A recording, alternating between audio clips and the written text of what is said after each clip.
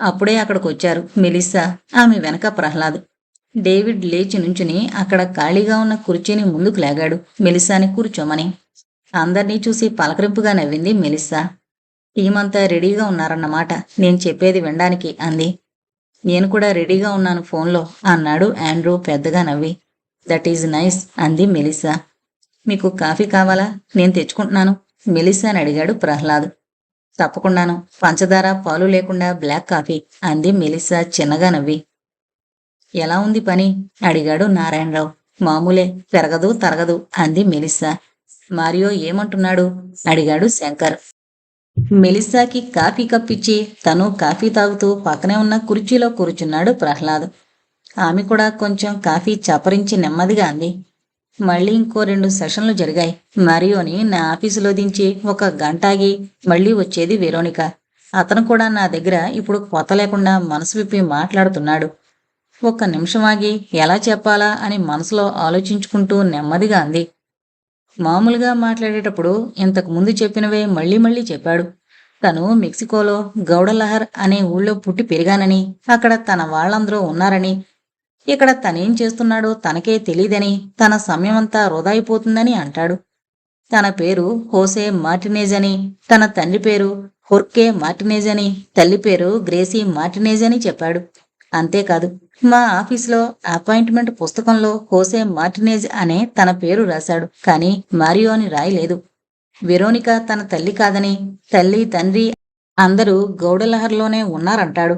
నేను వెరోనికానే నీ తల్లి అని చెప్పి ఆమెకి పుట్టినట్టు రాసున్న అతని పుట్టినరోజు సర్టిఫికెట్ చూపించాను. అతను వెరోనికా గుడిలో పెరిగిన ఫోటోలు ఎన్నో చూపించాను. అతన్ని చిన్నప్పటి నుంచి చూస్తున్న కొందరు దగ్గర చుట్టాలతో మాట్లాడించాను. అయినా అసలు అదేమీ పట్టించుకోడు. అదే మాట, తను పెరిగిన ప్రదేశం, అక్కడ విషయాలు వివరంగా చెబుతాడు. అతనెప్పుడూ అక్కడికి వెళ్ళలేదు. అతనికి ఇవన్నీ ఎలా తెలుసో అర్థం కావడం లేదు అంటుంది వెరోనిక. పాపం ఏమీ పాలుపోక ఏడుస్తుంది. పురోగమన పద్ధతిలో హిప్నోసిస్ చేస్తానన్నారుగా, ఏమైంది అడిగాడు శంకర్. మెలిస్సా నవ్వింది. ఏమీ అవలేదు. అతను హిప్నోటిక్ సెల్లోకి తొందరగానే వెళతాడు. నేను ఎంతసేపు అలా ఉంచినా అలాగే ఉంటాడు. ఇబ్బంది లేదు. మామూలుగా చెప్పలేని తన చిన్నతనపు విశేషాలు ఎన్నో చెబుతాడు. ఎక్కువగా చనిపోయిన తన తండ్రి గురించే మాట్లాడతాడు. ఆయనతో గడిపిన ఎన్నో మధుర జ్ఞాపకాలు చెబుతాడు. తను వెరోనిక కారు ప్రమాదం జరిగిన చోటుకి వెళ్లడం, అక్కడ చనిపోయిన తండ్రి మృతదేహాన్ని చూడడం అన్నీ కళ్లకు కట్టినట్టు చెప్పాడు. హిప్నోసిస్లో అతను చెప్పిన ప్రతి విషయం నిజమేనని వెరోనిక నిర్ధారణ చేసింది. అంతేకాదు, అతను చెప్పిన కొన్ని సంఘటనలు అతను మరీ చిన్నపిల్లవాడుగా ఉన్నప్పుడు జరిగాయని, అతనికి అవి కూడా ఎంతో వివరంగా గుర్తుండడం ఆశ్చర్యంగా ఉంది అంది వెరోనిక. అతనంత చిన్నప్పటి విషయాలు కూడా చెప్పగలుగుతున్నాడు, కానీ అంతకన్నా జ్ఞాపకాల బాటలో ఇంకా వెనక్కి వెళ్ళలేకపోతున్నాడు. అంటే పూర్వజన్మ జ్ఞాపకాల్లోక అడిగాడు డేవిడ్. అవును, కొంత దూరం వెళ్ళాక మారియో ఆగిపోతున్నాడు. చాలాసార్లు గట్టిగా ప్రయత్నించి చూశాను, కానీ అంతకన్నా వెనక్కి వెళ్ళలేకపోయాను. దానికి కారణం బహుశా నేను అనుకుంటుందే కావచ్చు అని ఒక క్షణం చెప్పడం ఆపింది మెలిస్సా. ఎవరూ మాట్లాడలేదు. అక్కడ నిశ్శబ్దంగా ఉంది. సాలోచనగా సమయం తీసుకుంటూ అంది మెలిస్సా. జ్ఞాపకం అనేది ఒక శరీర భాగం కాదు. ప్రొఫెసర్ నారాయణరావు గారు చెప్పినట్టుగా అది మన మనసుకు సంబంధమైంది. మనసులోని ఆ జ్ఞాపకాల్ని మాటలుగా మార్చి దాచిపెట్టి అవసరానికి వాటిని వెలికి తెచ్చేది మెదడు. మెదడు అనేది ఒక శరీర భాగం.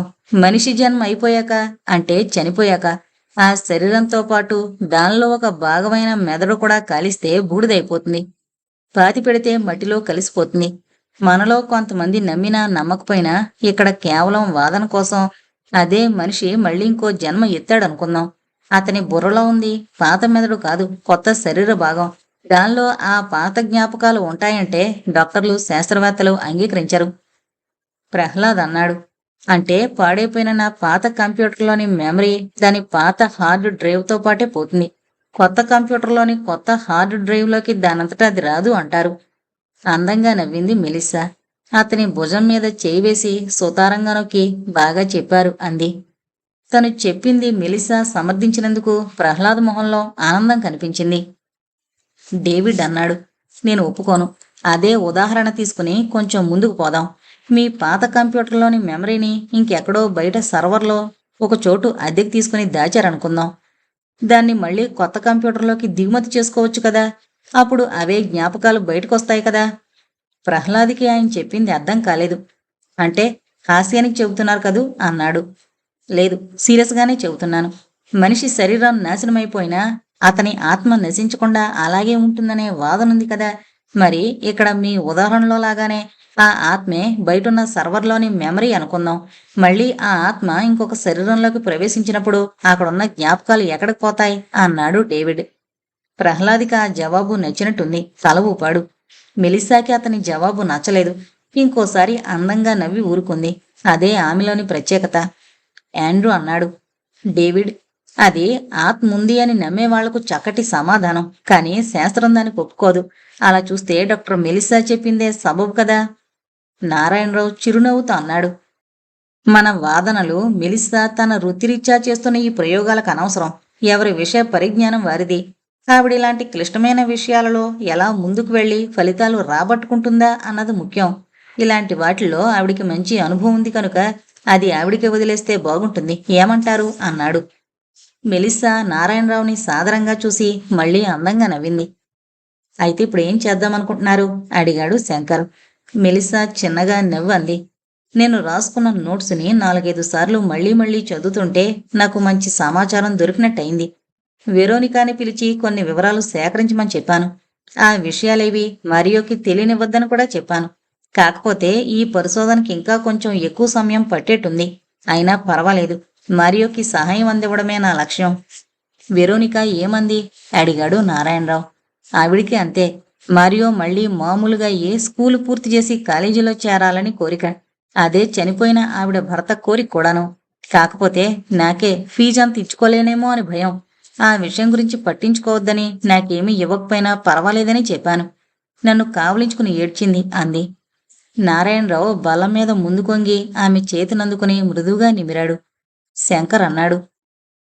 యాండ్రూ, పోయినసారి మాట్లాడినప్పుడు మీరు ఈసారి ఏదో విషయం గురించి చెబుతానన్నారు. ఏంటది? యాండ్రూ అన్నాడు.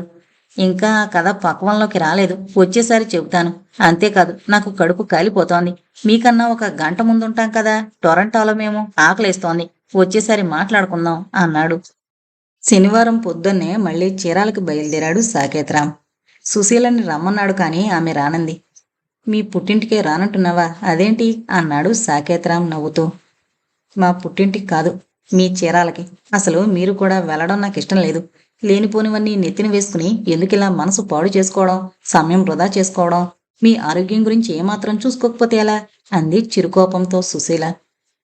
చెరువు మీద కోపం వచ్చి చెరువులో నీళ్లు తాగడం మానేశాడట చెంగలవరాయుడు. అలా ఉంది నువ్వు చెప్పేది. నా మీద కోపం వస్తే మీ అమ్మగారి దగ్గరికి వెళ్ళడానికేం? నవ్వుతూ అన్నాడు సాకేత్రాం. మధ్యలో ఆ చెంగలవరాయుడెవరు అంది సుశీల మాయమవుతున్న కోపాన్ని అందంగా పెదాల వెనక దాచేస్తూ. సాకేత్రాం నవ్వి, నాకు తెలుసు నీ కోపం క్షణభంగురమని. ఎంతకీ వస్తావా లేదా అన్నాడు. లేదులేండి, ఇంట్లో చాలా శుభ్రం చెయ్యాలి. అన్నీ ఎక్కడ పడితే అక్కడ వదిలేస్తాడు మా ఆయన అంది సోఫాలో వదిలేసిన అతని లుంగిని చూపిస్తూ. అతను ఏదో అనబోతుంటే తనే అంది సుశీల, మీ అట్టపజలు మాత్రం ముట్టుకోనులేండి అని. థ్యాంక్యూ అని కారెక్కాడు సాకేత్రాం. కారు పరుగులతో పాటు అతని ఆలోచనలు కూడా పరుగులు పెట్టడం మొదలుపెట్టాయి. అనవసరంగా వెళుతున్నానేమో. అసలు మీరాకి తనే విషయంలో పరిశోధన చేస్తున్నాడో చెప్పలేదు. అలాంటి మీరా తనకిచ్చే ఆధారాలేంటి? కానుగారి పెట్టెలో ఏముంది? కానుగారు కథలో భాగం అవడానికి కారణం మనోరమ బంగారం కొట్లో ఆయన ఫోటోని తేరిపారా చూడడం ఒకటే. అది కూడా మామూలుగా జరిగేదే. ఏదన్నా కొత్త ఫోటోనో చిత్రమో కనిపిస్తే తను కూడా తేరిపారా చూస్తాడు. అసలు ఇదేది దేనికి సంబంధం లేదేమో. పోనీ కనీసం మీరాలాంటి మంచి మిత్రుడు తన తండ్రిని కోల్పోతే చూడ్డానికి వెళుతున్నానని సరిపెట్టుకుంటే సరి. మరి మనోరమకి ఇంకా వస్తున్న కొత్త కళల మాట ఏంటి? ఎవరా పిల్లలు? ఎక్కడో ఉత్తర భారతదేశం ఉంటుంది, వేరే భాష అంటుంది. అర్థం లేని కళలకి భాష్యం కోసం వెతుకుతున్నాడా?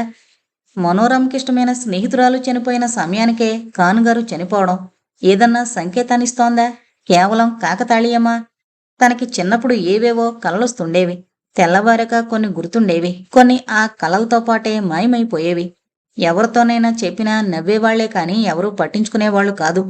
కలలు కలలే అని అందరి ఉద్దేశం. మరి తను ఎందుకు వాటినంత సీరియస్గా తీసుకుంటున్నాడు? ఒక గేదెల మంద నెమ్మదిగా గడ్డి నెమర వేసుకుంటూ రోడ్డు దాటుతోంది. సాకేత్రాం కారాపి వాటిని చూస్తున్నాడు. ఆ గేదెలు ఏమీ పట్టించుకోకుండా తాపీగా వెళుతున్నాయి. ఇంతలో అతని సెల్ ఫోన్ మోగింది. అప్పు, ఎక్కడున్నావు? బిజీగా ఉన్నావా? అడిగాడు అప్పు. లేదు, మొన్న మా స్నేహితుడి నాన్నగారు పోయారు.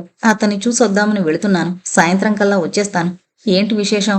అంతా బాగానే ఉన్నారా? అడిగాడు సాకేతరాం. లేదు, అది చెబుదామనే పిలుస్తున్నాను. అప్పుడు చెప్పానే, మా బాబాయ్ ఎవరో భూత వైద్యుడితో మాట్లాడుతున్నాడని. ఇవాళ మా ఇంట్లోనే హోమం పెట్టారు.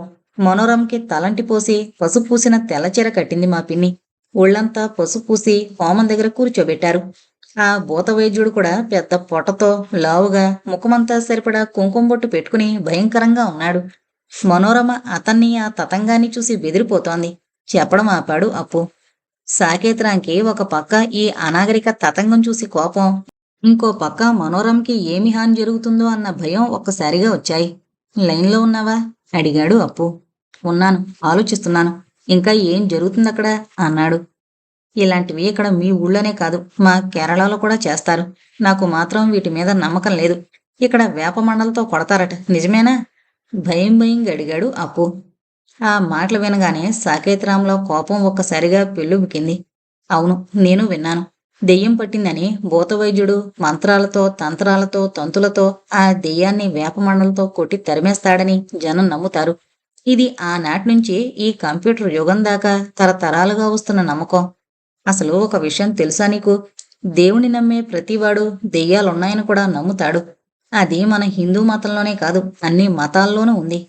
దెయ్యం, సాతాన్, సైతాన్ దేవుణ్ణి ఆహ్వానించి శాంతపరచడానికి పూజలు, అర్చనలు, స్తోత్ర నామాలు ఉన్నట్టే దెయ్యాల్ని వెళ్ళగొట్టడానికి రకరకాల తంతులున్నాయి. ఇవి ఒకరు చెబితే రావు, ఒకరు చెబితే పోవు. తమ మీద తమకి నమ్మకం, ధైర్యం, స్థైర్యం లేని ప్రజలు ఇవి నమ్ముతారు. నమ్మిన వాళ్ళని నమ్మించడానికి ఎప్పుడూ ప్రయత్నాలు చేస్తూనే ఉంటారు. అవును, నువ్వు చెప్పింది నిజం. కాకపోతే మా బాబాయ్ కూడా నువ్వు చెప్పిన ఆ నమ్మకస్తుల్లో ఒకడు. నా మాట వెండు, పెద్దవాడు, శ్రేయోభిలాషి కనుక నేను ఏమీ చేయలేకపోతున్నాను అన్నాడు అప్పు. ఒక క్షణం ఆలోచించాడు సాకేతరాం. నెమ్మదిగా అన్నాడు. ఒక పని చేద్దాం. ఎలాగో వాళ్ళు కార్యక్రమం మొదలు పెట్టారు కనుక నువ్వేమీ చేయకు. మనోరమ పక్కనే ఉండి ధైర్యం చెప్పు. మీ బాబాయ్ పిన్ని దగ్గర లేనప్పుడు ఆవిళ్ళలో ఏ దెయ్యం లేదని, నువ్వు ఇలాంటివి నమ్మనని, కేవలం మీ బాబాయ్ మాటలు కాదనలేక దీనికి ఒప్పుకున్నానని చెప్పు. అలా అయితే ఆమెకు నువ్వు పక్కనే ఉన్నావనే కొండంత ధైర్యం వస్తుంది. నువ్వు చెప్పింది బాగానే ఉంది. ఈ భూత వైద్యుడు ఏమాత్రం చేయి చేసుకున్నా వాణ్ణి ఇంట్లో నుంచి తరిమేస్తాను. మా బాబాయ్కి కోపం వస్తే వస్తుంది. దానికి నేనేమీ చేయలేను. అంతేకాదు, ఇంకొక విషయం. ఏంటది? అడిగాడు సాకేతరాం. మా బాబాయ్ ఇల్లు మారమన్నాడు. తనకి అక్కడ ఇంతకుముందు శ్మశానం ఉందని తెలిస్తే అసలు అక్కడ అపార్ట్మెంట్ తీసుకునేవాళ్ళం కాదన్నాడు. ఇప్పుడు అరండల్పేటలో గుడి పక్కనే ఇంకొక అపార్ట్మెంట్ తీసుకుంటున్నాడు కూడా. ఇంకో 4 రోజుల్లో మారదామంటున్నాడు. నవ్వాడు సాకేత్రం. పోనీ అలాగే కాని, మనసులో అలాంటి అనుమానం పెట్టుకుని ప్రతిరోజు భయంతో బ్రతికే బదులు ఇదొక తృప్తి అన్నాడు. సరే, మళ్ళీ మాట్లాడదాం. వాళ్ళ నాన్నగారు పోయినందుకు నీ మిత్రుడికి నా సంతాపం చెప్పు అన్నాడు అప్పు ఫోన్ పెట్టేస్తూ. సరాసరి మీరా ఇంటికే వెళ్ళాడు సాకేత్రాం. అప్పటికే చాలామంది ఉన్నారక్కడ. ఒక పక్కన కుర్చీలో బంతిపూలతో కట్టిన పెద్ద దండ వేసిన కానుగారి ఫోటో పెట్టారు. అగరత్తులు వెలిగించారేమో, మంచి సువాసనలు వస్తున్నాయి. సాకేత్రాం వెళ్ళి ఆ ఫోటోకి నమస్కారం చేస్తూ కళ్ళు మూసుకున్నాడు. అప్పుడే అక్కడికొచ్చాడు మీరా. వచ్చావా? మా నాన్న నన్ను వదిలేసి వెళ్ళిపోయాడ్రా అన్నాడు మీరా కన్నీళ్లతో. సాకేత్రాం అతన్ని కావులించుకుని వీపు మీద ప్రేమగా నిమిరాడు. ఏమీ అనలేదు. ఇక్బాల్ కూడా వచ్చి సాకేత్రాంని కావులించుకున్నాడు. అతని కళ్ళు కూడా ఎర్రగా ఉన్నాయి. మా ఇద్దరికీ మా నాన్నే అమ్మ నాన్న. కంటికి రెప్పలా దగ్గరే ఉండి మమ్మల్ని పెంచాడు. బిజినెస్ చేయడం నేర్పించాడు. మర్యాద, మానవత్వం ఉన్న మనుషులుగా బ్రతకడం నేర్పాడు. మమ్మల్ని ఇప్పుడు వదిలేసి వెళ్ళిపోయాడు అన్నాడు మీరా. సాకేత్రాం అతని చెయ్యి పట్టుకుని సుతారంగా నిమిరాడు. అక్కడ సాకేత్రాం క్లాస్మేట్లు చాలామంది వచ్చారు. కొంతమంది వాళ్ల బంగారు షాప్కొచ్చే ముఖ్యమైన కస్టమర్లు ఉన్నారు. మరికొందరు మీరా బంధువులు. సరిగ్గా 12 గంటలకి ప్రార్థన చేశారు. తర్వాత భోజనాలు. పాత మిత్రులతో తీపి జ్ఞాపకాలు నెమర వేసుకున్నాడు కాసేపు. అంతా పూర్తయ్యేసరికి దాదాపు 2 గంటలైంది సమయం. చేతిలో ఒక చిన్న ఇనుపరేకుల పెట్టెతో మీరా వచ్చాడు. తాళం వేసున్న ఆ పెట్టిని సాకేత్రాంకిచ్చాడు. ఇదిగో, ఇదే నేను చెప్పిన పెట్టి. తాళం చెవి కూడా ఇస్తున్నాను. ఇది తీసుకుని నువ్వు మా షాపుకి వెళ్ళు. షాపులో కుర్రాడికి చెప్పాను నువ్వు వస్తావని. వెనకనే ఉన్న నా ఆఫీస్ గదిలో కూర్చుని ఆ కాగితాలు, డైరీలు చూసుకో. అవేమైనా ఉపయోగపడితే మంచిదే. నేనిక్కడ సందడి తగ్గగానే 1 గంటలో షాప్కొస్తాను, సరేనా అన్నాడు మీరా. దీంట్లో మీ కుటుంబ వ్యవహారాలకు సంబంధించిన కాగితాలుంటే తీసేయ్, నాకవి చదవడం ఇష్టం లేదు అన్నాడు సాకేత్రాం. మీరా చిన్నగా నవ్వి, అలాంటివేమీ లేవు. మా నాన్నకి ఇంకో పెట్టుంది. దానిలో ముఖ్యమైన వీలునామా, దస్తావేజులు, లావాదేవీలు ఉన్నాయిలే. దీంట్లో నుంచి అలాంటివి కొన్ని కాగితాలు తీశాను. మిగిలినవి నువ్వు చదువుకోవాలంటే నిరభ్యంతరంగా చదువుకో. మళ్ళీ దాంట్లోనే పెట్టాయి. మా నాన్న జ్ఞాపకార్థం ఆయన దస్తూరిలో రాసినవన్నీ నా దగ్గర దాచుకుంటాను అన్నాడు. సరే, అలాగే, షాపులో కలుద్దాం. నువ్వు వచ్చేదాకా అక్కడే ఉంటానులే. హడావిడి పడి నీ పనులు మానుకొని రానక్కర్లేదు అన్నాడు సాకేత్రాం. షాపులో కుర్రాడు సాకేత్రాంని ఆఫీసు గదిలో కూర్చోబెట్టి, కాఫీ తెప్పించమంటారా సార్ అన్నాడు. సాకేత్రాం నవ్వి, ఇప్పుడే భోజనమైంది, కాసేపు ఆగి తాగుతానులే అన్నాడు. ఆ పెట్టెలో చాలా డైరీలున్నాయి. 3/4 అంగుళాల చిన్న చిన్న పుస్తకాలవి. ప్లాస్టిక్ కవర్లలో ఉన్నాయి. 1950 నుంచి 1999 డిసెంబర్ దాకా 60 పుస్తకాల పైనే ఉన్నాయి. తర్వాత ఆయన రాసినట్టు లేదు. కొన్ని ఇంకుతో రాసిన, చాలా వరకు పెన్సిల్తో రాసినవే. అందుకే పెన్సిల్ అక్షరాలు కొంచెం చెరిగిపోయి అవి చదవడానికంత సులభంగా లేవు. అయినా ఓపిగ్గా ఒక్కొక్క పేజీ తిప్పుతూ చదువుతున్నాడు సాకేత్రాం. కానుగారు డైరీ రాసే పద్ధతి కొంచెం వింతగా ఉంది. పేజీ మరీ చిన్నదనో, అది ఇతరులు ఎవరు చదివినా పూర్తిగా అర్థం కాకూడదన్న భావంతోనో ఆయన రాసింది వాక్యాల్లో లేదు. దాదాపుగా ఆనాటి టెలిగ్రామ్ భాషలో చాలా క్లుప్తంగా మాటల రూపంలో ఉంది. కొన్ని రాసిన అక్షరాలే చెరిపేసినట్టు తెలుస్తోంది. 1 అరగంట గడిచింది కానీ సాకేత్రాంకి పనికొచ్చే సమాధానమేదీ కనపడలేదు. ఈలోగా అప్పు మళ్ళీ ఫోన్ చేశాడు. సాకేత్, వాళ్ళందర్నీ పంపించేశాను. బాబాయ్, పిన్ని కూడా ఇందాకే వెళ్లారు అన్నాడు. అసలేం జరిగింది అడిగాడు సాకేత్రాం కుతూహలంతో. ఏముంది, ఆ భూతవైద్యుడు ఒకటే అరుపులు, గోల. ఇల్లంతా బూడిది చల్లాడు. మనోరమ ఒంటి నిండా బూడిది చల్లాడు. పసుపు నీళ్లు చల్లాడు. మనోరమ బాగా భయపడిపోయింది. ఒళ్ళు వేడెక్కిపోయింది. బాగా జ్వరం వచ్చింది. 102 ఉంది టెంపరేచర్. సొమ్మసిల్లి పడిపోయింది. అయినా ఇంకా పసుపు నీళ్లు చల్లుతూనే ఉన్నాడతను. ఆమె ఆ పరిస్థితుల్లో ఉన్నా కూడా వేపమండలు తీసుకుని అతను మనోరమని కొట్టబోతుండగా నేను అడ్డు తగిలాను. దెయ్యాన్ని తరిమేసే సమయంలో నేను అడ్డొస్తున్నానన్నాడు భూతవైద్యుడు. మా బాబాయ్ కూడా నన్ను వారించబోయాడు. కానీ నేను వినలేదు. వేపమండలతో ఇంకో 2 సార్లు గాలిలో కొట్టి దెయ్యం పారిపోయింది అన్నాడు. అప్పటికప్పుడే ఆ భూతవైద్యుడి ముఖాన 200 పడేసి బయటికి పొమ్మన్నాను. మనోరమకి ఒళ్ళు కాలిపోతుంటే మందిచ్చి పడుకోబెట్టాను. మా బాబాయ్ కూడా అతని భూతవైద్యం వల్లనే దెయ్యం పారిపోయిందని నమ్ముతున్నాడు అన్నాడు అప్పు. మంచి పని చేసావు. మూఢనమ్మకాలకు కూడా ఒక హద్దు ఉండాలి. నేను రాత్రి ఇంటికొచ్చేసరికి ఆలస్యం అవుతుంది. రేపు మళ్ళీ మాట్లాడదాం. ఈలోగా మనోరమని జాగ్రత్తగా చూసుకో. అవసరమైతే ఆసుపత్రికి తీసుకువెళితే మంచిది అని ఫోన్ పెట్టేశాడు సాకేత్రాం.